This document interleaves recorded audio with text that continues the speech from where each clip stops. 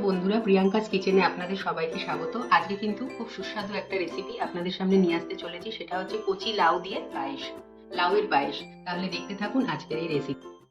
ছোট্ট একটা লাউ নিয়ে নিয়েছি, লাউটা ভালো করে ছুলবো, ছুলে আমি তারপর দেখাচ্ছি কি করতে হবে। দেখুন লাউটা ছুলে আমি কেটে নিয়েছি, শুধু এই পোর্শনগুলো দেব, যে পোর্শনে দানা আছে দানার পোর্শনগুলো কিন্তু আমি বাদ দিয়ে দেব, আর শুধু এই পোর্শনগুলো আমি কুড়ে নেব।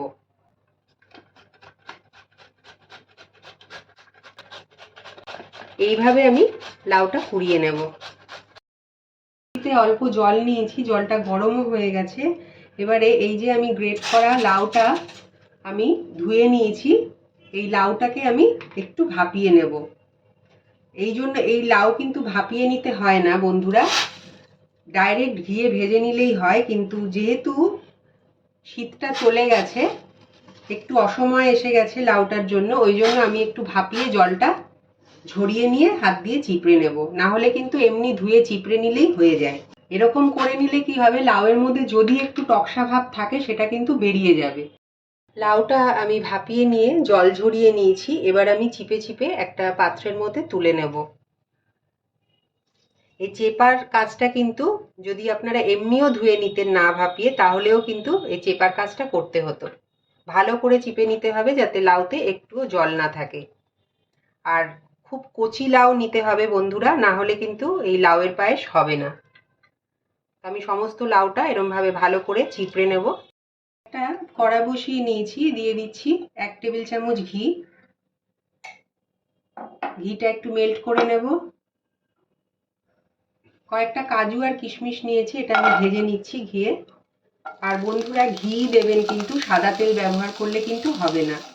কাজু কিশমিশটা তুলে নিয়েছি, এবার লাউটা আমি ঘিয়ের মধ্যে ভেজে নেব। কালারটা কিন্তু হালকা চেঞ্জ হবে, আর সুন্দর একটা ঘি দিয়ে ভাজলে গন্ধটা সুন্দর হবে, টেস্টটাও ভালো আসবে, কিন্তু একদম লাল করে কিন্তু পোড়া পোড়া করব না। তো লাউটা আমি ভেজে নিয়েছি বেশ কিছুক্ষণ। দেখুন কালারও কিন্তু সেরকম একটা চেঞ্জ হয়নি, কিন্তু সুন্দর একটা ঘ্রাণ বেরোচ্ছে। আর এখানে আমি হাফ লিটার দুধ নিয়েছি, দুধটা আমি জাল দিয়ে রেখেছিলাম, এবার দুধটা আমি আস্তে আস্তে ঢেলে দেব। দুধটা আমি ঢেলে দিলাম। দুধটা কিন্তু আমি কাউ মিল্ক নিয়েছি, আপনারাও চেষ্টা করবেন ঘন দুধেরই করতে, তাহলে পায়েসটা টেস্ট হবে। এবার গ্যাসের ফ্লেমটাকে আমি বাড়িয়ে দিলাম। 1 চিমটে নুন দিয়ে দিচ্ছি, যে কোনো মিষ্টি খাবারে কিন্তু একটু নুন দিলে স্বাদের ব্যালেন্সটা ভালো হয়। আর দিয়ে দিচ্ছি গুঁড়ো করে রাখা এলাচ। এখানে আমি 4-5টা এলাচ নিয়েছি গুঁড়ো করে, মানে ড্রাই রোস্ট করে তারপরে গুঁড়ো করে দিয়ে দিলাম, সুন্দর একটা ঘ্রাণ আসবে। এখানে কিছুটা দুধ আমি অন্য দুধের থেকে তুলে রেখেছি, এর মধ্যে দিয়ে দিলাম 1 টেবিল চামচ চালের গুঁড়ো, আর 10 টাকার একটা আমুলিয়ার প্যাকেট আমি দিয়ে দিচ্ছি গুঁড়ো দুধ। এবার ভালো করে মিক্স করে নেব। এই মিশ্রণটা দুধের এবার দিয়ে দিচ্ছি আমি, এতে ঘনও হবে পায়েসটা আর খেতেও স্বাদ হবে।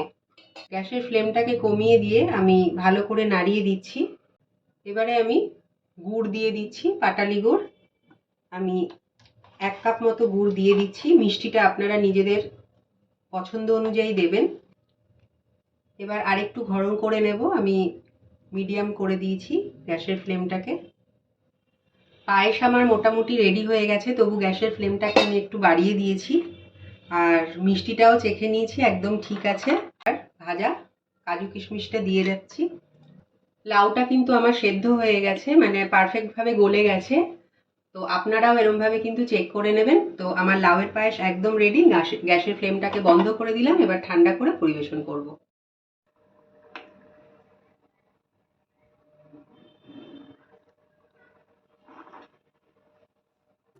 তৈরি হয়ে গেছে বন্ধুরা আজকের সুস্বাদু লাউয়ের পায়েস রেসিপি।